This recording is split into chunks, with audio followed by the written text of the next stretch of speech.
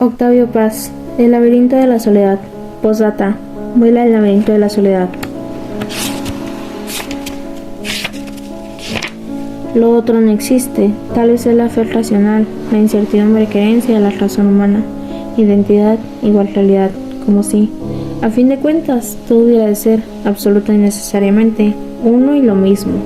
Pero lo otro no se deja eliminar, subsiste, persiste, es el hueso duro de roer, en que la razón se deja los dientes. Abel Martín, con fe poética, no menos humana que la fe racional, creía en lo otro, en la esencialidad de la heterogeneidad del ser, como si dijéramos en la incertidumbre otredad, que padece lo uno. Antonio Machado. Capítulo 1. El Pachuco y otros extremos. A todos, en algún momento, se nos ha revelado nuestra existencia como algo particular, intransferible y precioso. Casi siempre esta revelación se sitúa en la adolescencia. El descubrimiento de nosotros mismos se manifiesta como un sabernos solos. Entre el mundo y nosotros se abre una impalpable y transparente muralla, la de nuestra conciencia. Es cierto que apenas nacemos nos sentimos solos, pero niños y adultos pueden trascender su soledad y olvidarse de sí mismos a través del juego o trabajo. En cambio, el adolescente vacilante entre la infancia y la juventud queda suspenso al instante ante infinita riqueza del mundo.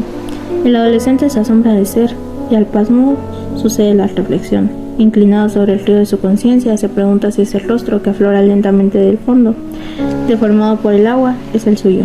La singularidad del ser, pura sensación en el niño, se transforma en problema y pregunta, en conciencia interrogante.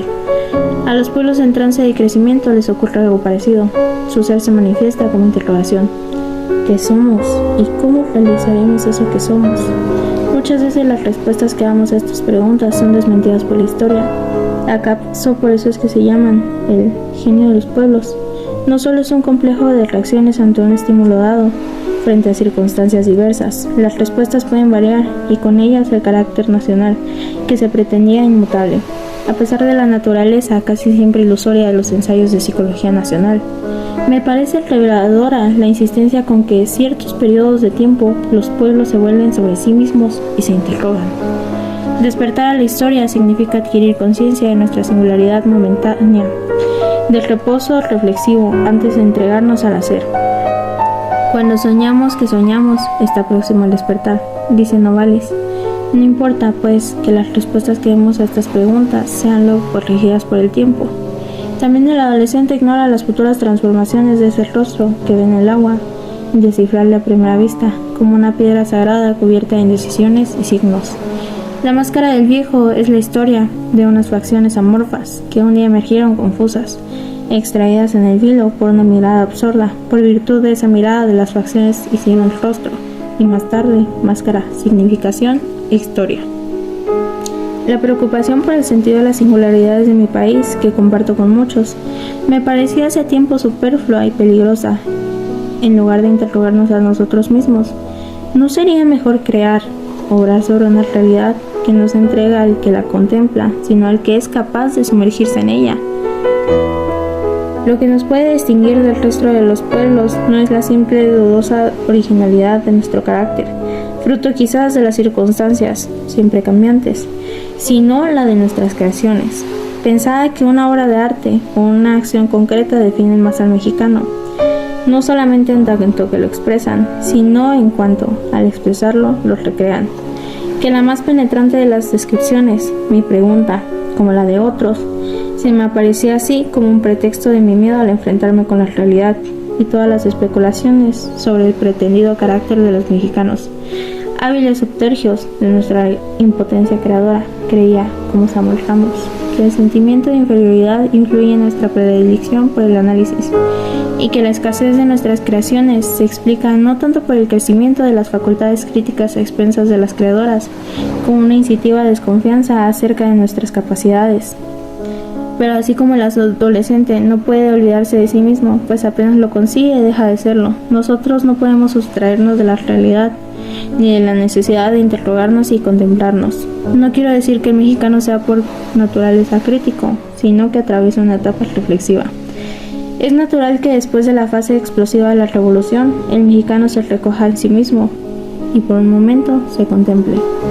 Las preguntas que todos nos hacemos ahora probablemente resulten incomprensibles dentro de 50 años. Nuevas circunstancias tal vez produzcan nuevas relaciones o reacciones nuevas.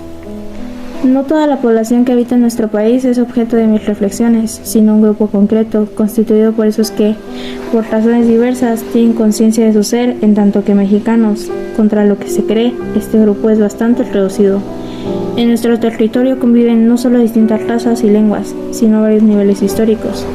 Hay quienes viven antes de la historia, otros, como los otomís, desplazados por sucesivas invasiones, al margen de ella. Y sin acudir a estos extremos, varias épocas se enfrentan, se ignoran o se entredevoran sobre la misma tierra, separados apenas por unos kilómetros, bajo un mismo cielo, con héroes, costumbres, calendarios, nociones morales diferentes. Viven católicos del Pedro el Ermitaño y jacobinos de la era terciaria. Las épocas viejas nunca desaparecen completamente y todas las heridas, aún las más antiguas, manan sangre. A veces, como las pirámides pretecosianas, que ocultan casi siempre otras en una sola ciudad, en una sola alma se mezclan y se superponen, nociones y sensibilidades, enemigas o distantes.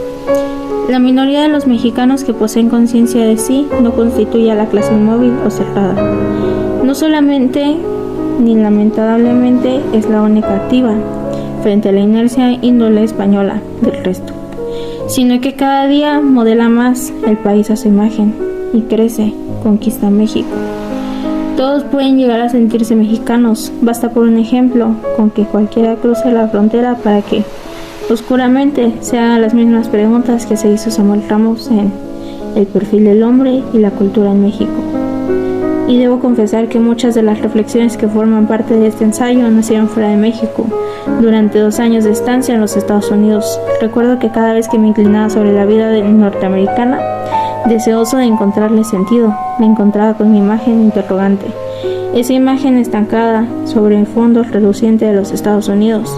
Fue la primera y quizás la más profunda de las respuestas que me dio ese país a mis preguntas. Por eso, al intentar explicarme algunos de los rasgos del mexicano de nuestros días, principio con que para quienes serlo es un problema de verdad vital, es un problema de vida o muerte. Al iniciar mi vida en los Estados Unidos, residí algún tiempo en Los Ángeles, ciudad habitada por más de 1 millón de personas de origen mexicano. A primera vista, sorprendente al viajero, además de la pureza del cielo y de la fealdad de las dispersas y ostentosas construcciones. La atmósfera vagamente mexicana de la ciudad, imposible de apresar con palabras o conceptos. Esta mexicanidad, gusto por los adornos, descontinuo y fausto, negligencia, pasión y reserva, flota en el aire, y digo que flota porque no se mezcla ni se funde con el otro mundo. El mundo norteamericano, hecho por la precisión eficacia, flota, pero no se opone, se balancea, impulsada por el viento, a veces desgarrada como una nube, otras erguida por un mismo cohete que ascienda. Se arrastra, se pliega, se expande, se contrae, duerme o sueña.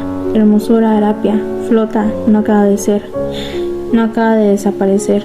Algo semejante ocurre con los mexicanos, que uno encuentra en la calle, aunque tengan muchos años de vivir allí, usan la misma ropa, hablen el mismo idioma y sientan vergüenza de su origen. Nadie los confundiría con los norteamericanos auténticos, y no se crea que los rasgos físicos sean tan determinantes como vulgarmente se piensa. Lo que parece distinguirlos del resto de la población es su aire furtivo e inquieto, de seres que se disfrazan, de seres que temen a mirada ajena, capaz de desnudarlos y dejarlos en cueros. Cuando se habla de ellos, se advierte que su sensibilidad se parece a la de un péndulo que ha perdido la razón, que se oscila en la violencia y sin compás. Este estado de espíritu, o de ausencia de espíritu, ha engendrado lo que se ha dado a llamar el pachuco. Como es sabido, de los pachucos son bandas de jóvenes, generalmente de origen mexicano, que viven en las ciudades del sur y que se singularizan tanto por su vestimenta como de su conducta y su lenguaje. Rebeldes e incisivos, contra ellos se ha cebado más de una vez el racismo norteamericano, pero los pachucos no reivindican su raza ni la nacionalidad de sus antepasados, a pesar de que su actitud revela una obstina y casi fanática voluntad de ser. Esa voluntad no afirma nada concreto, sino la decisión, ambigua como se verá, de no ser como los otros que los rodean. El pachuco no quiere volver a su origen mexicano, tampoco, al menos en apariencia, desea difundirse en la vida norteamericana. Todo en él es un impulso que se niega a sí mismo, nudo de contradicciones, enigma. Y el primer enigma en su nombre mismo es el pachuco, vocablo de inciencia, filiación, que dice nada y dice todo. Extraña palabra que no tiene significado preciso, o que más exactamente está cargada, como todas las creaciones populares, de la pluralidad de los significados. Queramos o no, estos seres son mexicanos, uno de los extremos a que puede llegar el mexicano. Incapaces de asimilar una civilización que, por los demás, la rechaza, los pachucos no han encontrado más respuesta a la hostilidad ambiente de esta esperada afirmación de su personalidad. Otras comunidades reaccionan de modo distinto, los negros, por ejemplo, perseguidos por la intolerancia racial que se esfuerza por pasar la línea e ingresar a la sociedad. Quieren ser como los otros ciudadanos. Los mexicanos han sufrido una repulsa menos violenta, pero lejos de intentar una problemática adaptación a los modelos ambientales, afirman sus diferencias, las subrayan, procuran hacerlas notables a través de un sadismo grotesco y de conducta anárquica. Señalan no tanto la injusticia o la incapacidad de una sociedad que no ha logrado asimilarlos, como su voluntad personal de seguir siendo distinto. No importa conocer las causas de este conflicto, y menos saber si tiene remedio o no. En muchas partes existen minorías que no gozan de las mismas oportunidades que el resto de la población. Lo característico del hecho resiste en que es obstinado en querer ser distinto, en esta angustiosa tensión con que el mexicano no desválido, huérfano de veladores y de valores, afirma sus diferencias frente al mundo. El pachuco ha perdido toda su herencia, lengua, religión, costumbres y creencias. Solo le queda un cuerpo y un alma a la intérprete inerme de todas las miradas. Su disfraz lo protege y al mismo tiempo lo destaca y lo aísla, lo oculta y lo exhibe. Con su traje deliberadamente estético y sobre cuyas obvias significaciones no es necesario detenerse, no preguntan, no pretende manifestar su adhesión a secta o agrupación alguna. El pachuquismo es una sociedad abierta en este país donde abusan de las religiones y atavíos tribales, destinados a satisfacer el deseo del norteamericano, medio de sentirse parte de algo más vivo y concreto que la abstracta moralidad del American Way of Life. El traje del pachuco no es solo un uniforme ni un ropaje ritual, es simplemente una moda, como todas las modas, está hecha de novedad. Madre de la muerte, decía Leopardi, e imitación. La novedad del traje reside en su exageración. El pachuco lleva la moda a sus últimas consecuencias, la vuelve estética. Ahora bien, uno de los principios que rigen a la moda norteamericana es la comodidad. Al volver estético el traje corriente, el pachuco lo vuelve impráctico. Niega así los principios mismos en que su modelo se inspira. De allí su agresividad.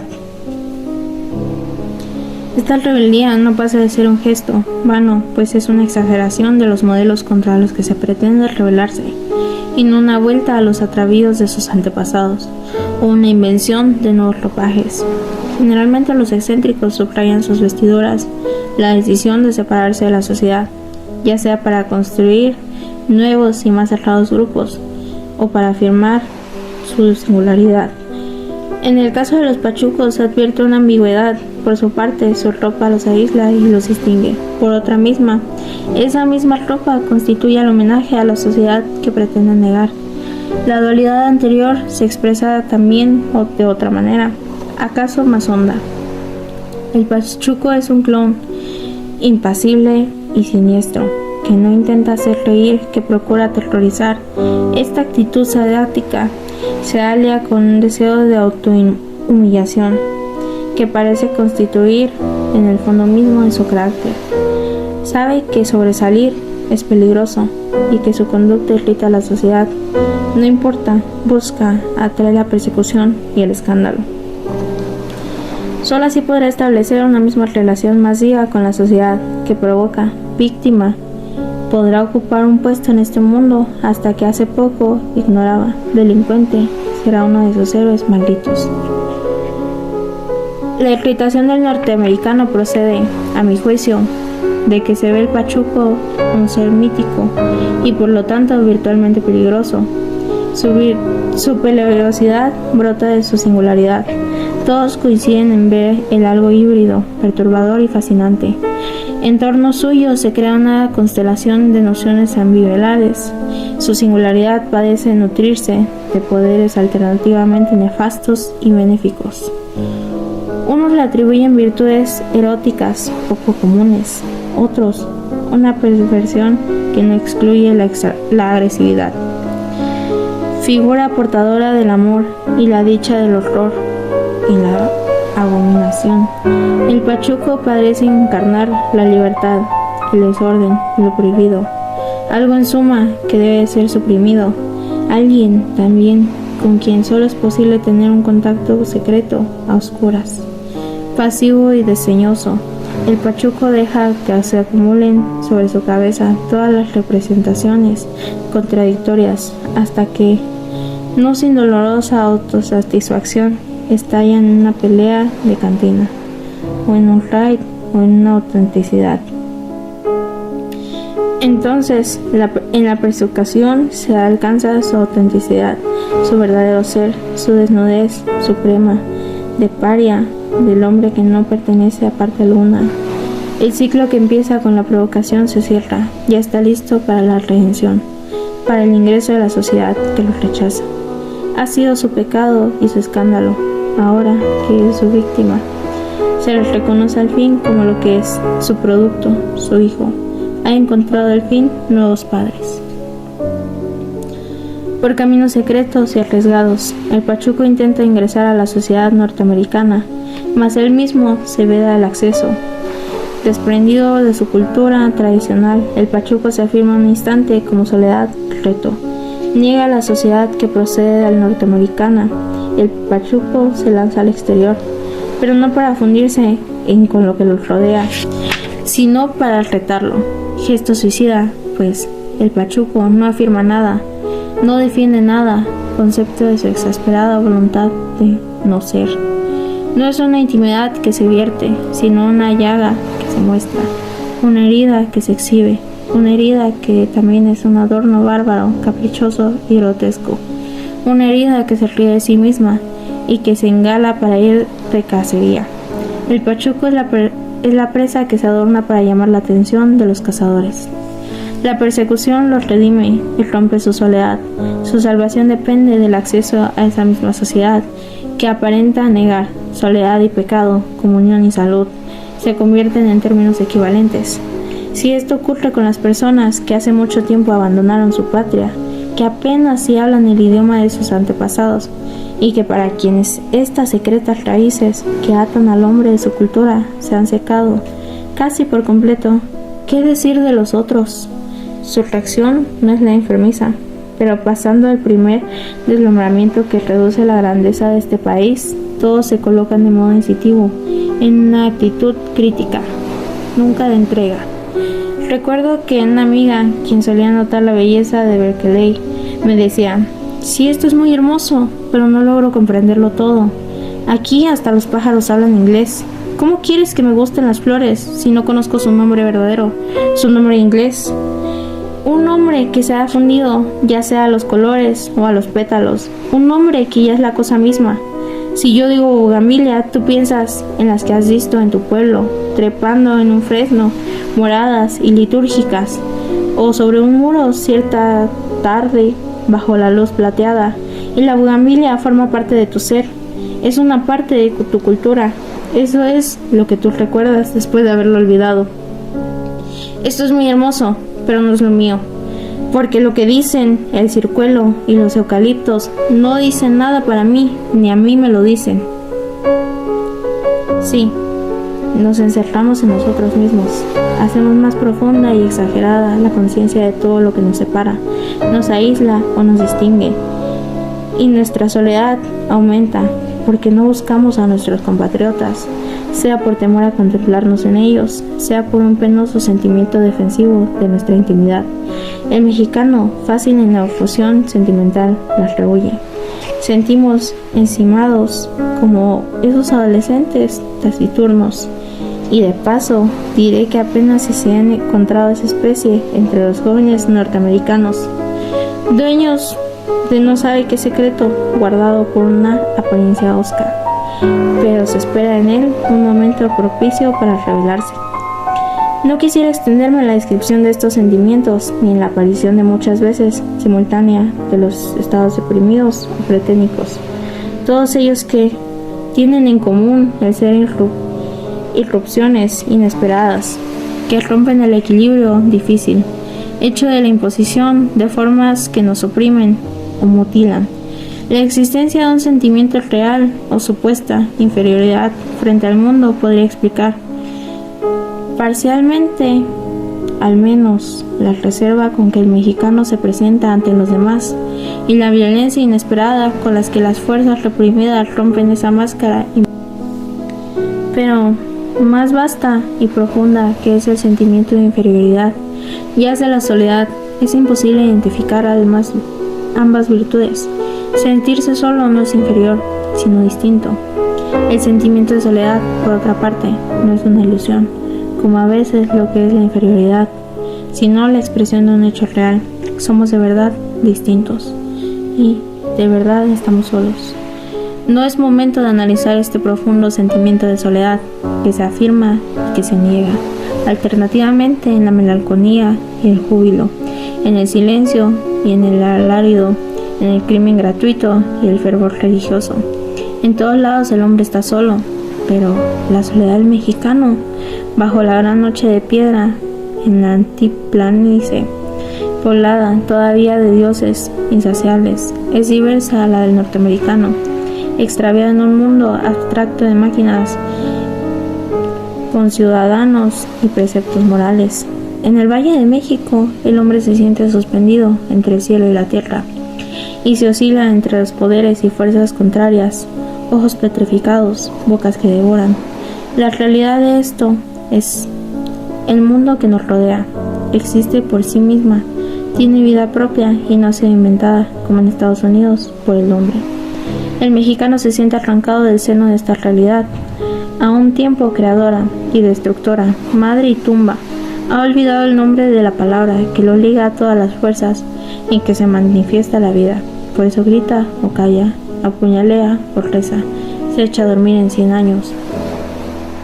La historia de México es la del hombre que busca su filiación, su origen, sucesivamente afrancesado, hispanista, indigenista, pocho. Cruza la historia como un cometa de jade que de vez en cuando relampaguea en su excéntrica carrera, que persigue, va detrás de su catástrofe, quiere volver al sol, volver al centro de la vida donde un día, en que la conquista o la independencia, fue desprendido. Nuestra soledad tiene mismas raíces en que el sentimiento religioso. Es una orfandad, una oscura conciencia que hemos sido arrancados de todo y que una ardiente búsqueda, una fuga y un regreso, tentativamente por restablecer los lazos que nos unían en la creación, nada más alejado de este sentimiento que la soledad del norteamericano. En ese país el hombre no se siente arrancado dentro del centro de la creación, ni suspendido entre las fuerzas enemigas. El mundo se ha sustituido por él, se ha construido por él y está hecho a su imagen, es su espejo, pero ya no se reconoce como objetos inhumanos, sino en sus semejantes. Como el mago inexperto, sus creaciones ya no le obedecen. Está solo entre sus obras, en un páramo de espejos, como dice José, un gorosista. Algunos pretenden que todas las diferencias entre los norteamericanos y nosotros son económicas, esto es, que ellos son ricos y nosotros pobres, que ellos nacieron de la democracia, el capitalismo y la revolución industrial, y nosotros de la Contrarreforma, el monopolio y el feudalismo. Por más profunda y determinante que sea la influencia del sistema de producción en la creación de la cultura, rehúso a creer que bastará con que solo poseamos una industria pesada y vamos libres de todo imperialismo económico para que desaparezcan nuestras diferencias. Más bien espero lo contrario, y en esa posibilidad veo una de las grandes de la revolución. Mas, ¿para qué buscar en la historia una respuesta que solo nosotros nos podemos dar? Si somos nosotros los que nos sentimos distintos, ¿qué nos hace diferentes? ¿Y en qué consisten estas diferencias? Voy a insinuar una respuesta que quizás no sea del todo satisfactoria. Con ella no pretendo aclararme a mí mismo el sentido de algunas experiencias y admito que tal vez no tenga más valor que el de constituir una respuesta personal a una respuesta personal. Cuando llegué a Estados Unidos me asombró por encima de todo la seguridad y confianza de la gente, su aparente alegría y su aparente conformidad con el mundo que los rodeaba. Esta satisfacción impide, claro está, la crítica, una crítica valerosa y decidida. Sé que no es muy frecuente en los países del sur, en donde prolongas dictaduras nos han hecho más cautos para expresar nuestros puntos de vista. Pero esa crítica respeta la estructura de los sistemas y nunca desciende sobre las raíces. Recordaré entonces aquella distinción que hacía Ortega y Gasset entre unos y los abusos, para definir lo que llamaba espíritu revolucionario. El revolucionario es siempre radical, quiero decir, no anhela corregir los abusos, sino los usos mismos.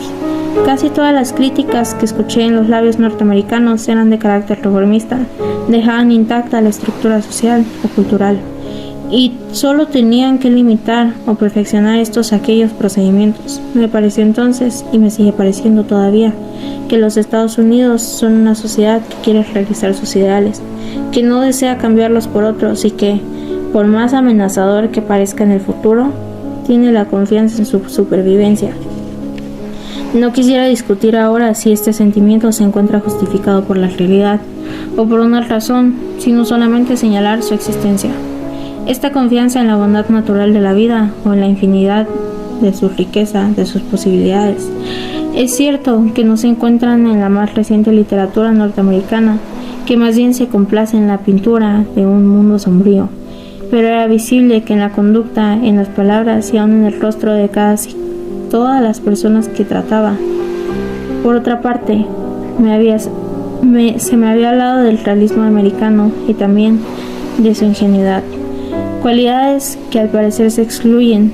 Para nosotros, un realista siempre es un pesimista, y una persona ingenua no puede serlo mucho tiempo si de veras contempla la vida con realismo. ¿No sería más exacto decir que los norteamericanos no desean tanto conocer la realidad como utilizarla? En algunos casos, por ejemplo, ante la muerte, no solo no quieren conocerla, sino que visiblemente evitan su idea. Conocí a algunas señoras ancianas que todavía tenían ilusiones y que hacían planes para el futuro, como si fuera inagotable. Desmentían así aquella frase de Nietzsche, que condenaba a las mujeres a un precoz escepticismo, porque en tanto que los hombres tienen ideales, las mujeres solo tienen que tener ilusiones. Así pues, el realismo americano es de una especie muy particular y su ingenuidad no excluye el disimulo y aún la hipocresía. Una hipocresía que es un vicio de carácter también, es una tendencia del pensamiento, pues consiste en la negación de todos aquellos aspectos de la realidad que nos parecen desagradables, irracionales o repugnantes. La contemplación del horror y aún la familiaridad y la complacencia en su trato constituyen contrariamente uno de los rasgos más notables del carácter mexicano. Los cristos ensangrentados de las iglesias pueblerinas, el humor macabro de ciertos encabezados de los diarios, los velorios, la costumbre de comer el 2 de noviembre panes y dulces que fingen huesos y calaveras, son hábitos heredados de indios y españoles, inesperables de nuestro ser. Nuestro culto a la muerte es un culto a la vida, del mismo modo que el amor, que es hambre a la vida, es anhelo de muerte. El gusto por la autodestrucción no se deriva nada más que de tendencias masoquistas, sino también de una cierta religiosidad, y no determinan aquí nuestras diferencias. Ellos son crédulos, nuestros creyentes, aman nuestros cuentos de hadas y las historias policíacas, nosotros los mitos, las leyendas. Los mexicanos mienten por fantasía, por desesperación o para superar la vida sórdida.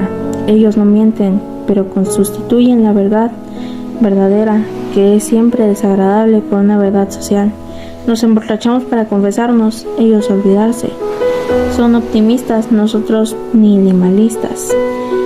Sino solo que nuestro nihilismo no es el intelectual, sino una reacción instintiva, por lo tanto es irrefutable. Los mexicanos no son desconfiados, ellos abiertos. Nosotros somos tristes y sarcásticos, ellos alegres y humorísticos. Los norteamericanos quieren comprender, nosotros contemplar. Son activos, nosotros quietistas. Disfrutamos de nuestras llagas, como ellos de sus inventos. Crean la higiene en la salud, en el trabajo, en la felicidad, pero tal vez no conocen la verdadera alegría, que es la embarriguez y un torbellino. En el alarido de la noche fiesta, nuestra voz estalla con luces, y vida y muerte se confunden. Su vitalidad se petrifica en una sonrisa, niega la vejez y la muerte, pero inmoviliza la vida. ¿Y cuál es la raíz de tan contrarias actitudes?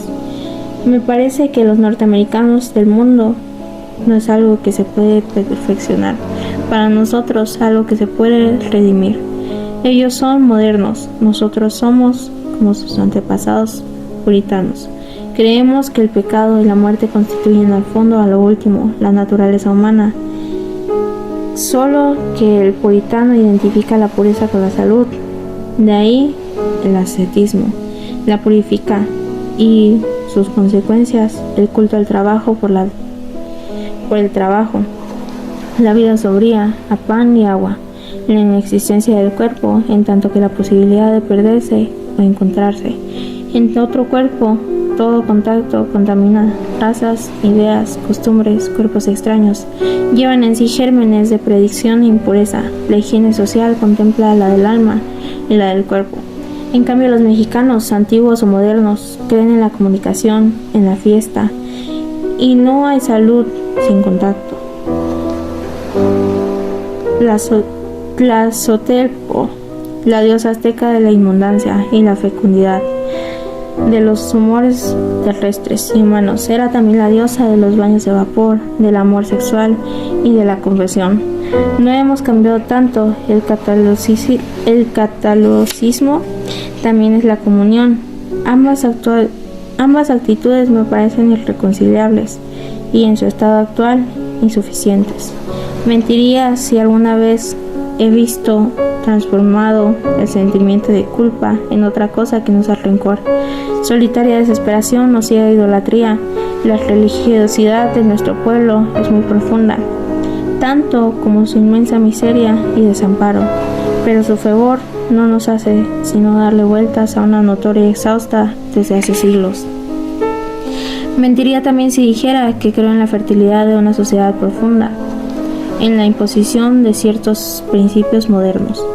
La historia contemporánea invalida la creencia en el hombre como una criatura capaz de ser modificada esencialmente por estos o aquellos instrumentos pedagógicos o sociales. El hombre no solamente es fruto de la historia y de las fuerzas que la mueven, como pretende ahora, tampoco la historia es el resultado de la sola voluntad humana, presunción en que se funda implícitamente el sistema de la vida norteamericano. El hombre, me parece, no está en la historia, es la historia.